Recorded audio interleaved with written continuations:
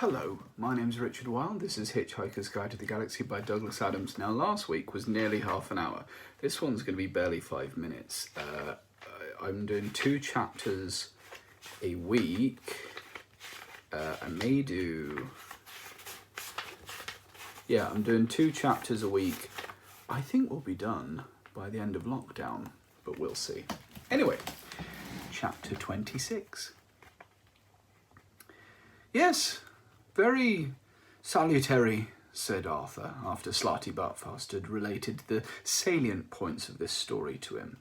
But I don't understand what all this has got to do with the earth and mice and things. That is but the first half of the story, Earthman, said the old man. If you would care to discover what happened 7.5 million years later on the great day of the answer, allow me to invite you to my study where you can experience the events yourself on our sensor tape records. That is, unless you would care to take a quick stroll on the surface of New Earth. It's only half completed, I'm afraid. We haven't even finished burying the artificial dinosaur skeletons in the crust yet. Then we have the tertiary and quaternary periods of the Cenozoic era to lay down, and... No, thank you, said Arthur. It wouldn't be quite the same. No, said Slarty Bartfast, it won't be. And he turned the air car round and headed back towards the mind-numbing wall. Chapter 27. Told you it was a quick one. Slarty Bartfast's study was a total mess, like the results of an explosion in a public library. The old man frowned as they stepped in. Terribly unfortunate, he said. A diode blew in one of the life support computers. When we tried to revive our cleaning staff, we discovered they'd been dead for nearly 30,000 years. Who's going to clear away the bodies? That's what I want to know. Look, why don't you sit yourself down over there and let me plug you in? He gestured Arthur towards a chair which looked as if it had been made out of the rib cage of a stegosaurus. It was made out of the rib cage of a stegosaurus, explained the old man as he pottered about fishing bits of wire out from under tottering piles of paper and drawing instruments. Here, he said, hold these, and passed a couple of stripped wire ends to Arthur. The instant he took hold of them, a bird flew straight through him. He was suspended in mid-air and totally invisible to himself. Beneath him was a pretty tree-lined city square, and all around it, as far as the eye could see, were white concrete buildings of airy, spacious design, but somewhat the worse for wear. Many were cracked and stained with rain.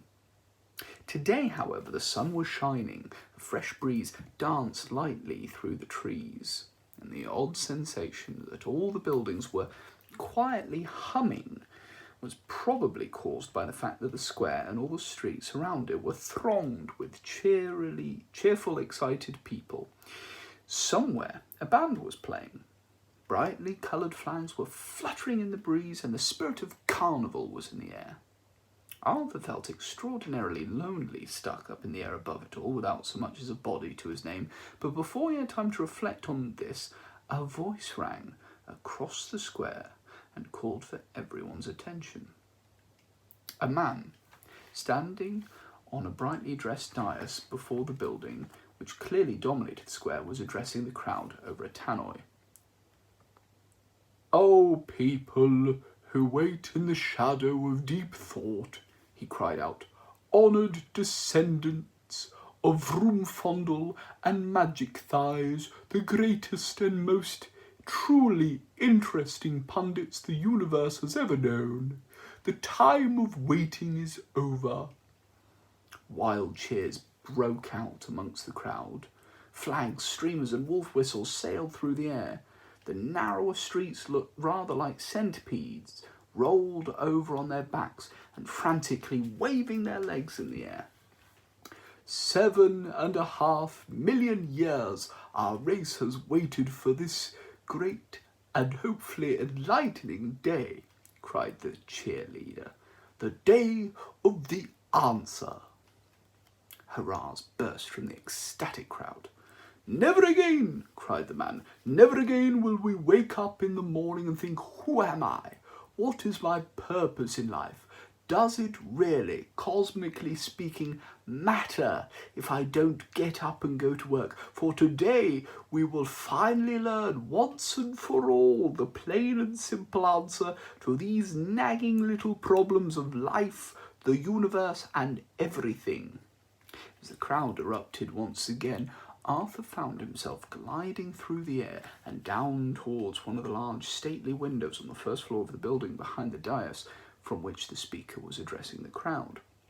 He experienced a moment's panic as he sailed straight towards the window, which passed when, a second or so later, he found he had gone right through the solid glass without apparently touching it. No one in the room remarked on his peculiar arrival, which is hardly surprising as he wasn't there.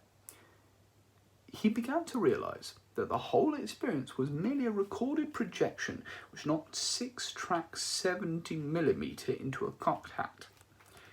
The room was much as Slarty Bartfast had described it.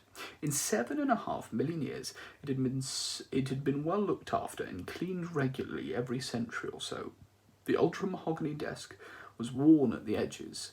The carpet a little faded now, but the large computer terminal sat in sparkling glory on the desk's leather top, as bright as if it had been constructed yesterday. 2 severely dressed men sat respectfully before the terminal and waited. "The time is nearly upon us," said one. And Arthur was surprised to see a word suddenly materialise in thin air just by the man's neck. The word was Loonquall, and it flashed a couple of times and then disappeared again. Before Arthur was able to assimilate this, the other man spoke, and the word Foochg appeared by his neck. 70,000 generations ago, our ancestors set this program into motion, the second man said. "And in all that time, we will be the first to hear the computer speak." "An awesome prospect, Foochg," agreed the first man, and Arthur suddenly realised he was watching a recording with subtitles. "We are the ones who will hear," said Foochg, "the answer to the great question of life, the universe," said Loonquall, "and everything." Said Loonquall with a slight gesture. "I think Deep Thought is preparing to speak." There was a moment's expectant pause whilst panels slowly came to life on the front of the console. Lights flashed on and off experimentally and settled down into a business-like pattern. A soft, low hum came from the communication channel. "Good morning," said Deep Thought at last. Good morning, O Deep Thought," said Loonquall nervously. "Do you have, that is—" "An answer for you," interrupted Deep Thought majestically. "Yes, I have." The 2 men shivered with expectancy. Their waiting had not been in vain. "There really is one," breathed Foochg. "There really is one," confirmed Deep Thought. "To everything. To the great question of life, the universe, and everything." "Yes." Both of the men had been trained for this moment. Their lives had been a preparation for it. They had been selected at birth as those who would witness the answer. But even so, they found themselves gasping and squirming like excited children. "And you're ready to give it to us?" urged Loonquall. "I am." "Now?" "Now," said Deep Thought. They both licked their dry lips. "Though I don't think," added Deep Thought, "that you're going to like it." "Doesn't matter," said Foochg. "We must know now." "Now?" inquired Deep Thought. "Yes, now." "All right," said the computer, and settled into silence again. The 2 men fidgeted. The tension was unbearable. You're really not going to like it, observed Deep Thought. Tell us! All right, said Deep Thought. The answer to the great question, yes, of life, the universe, and everything, said Deep Thought. Yes, is, said Deep Thought and paused. Yes, is, yes, 42, said Deep Thought, with infinite majesty and calm. Don't panic.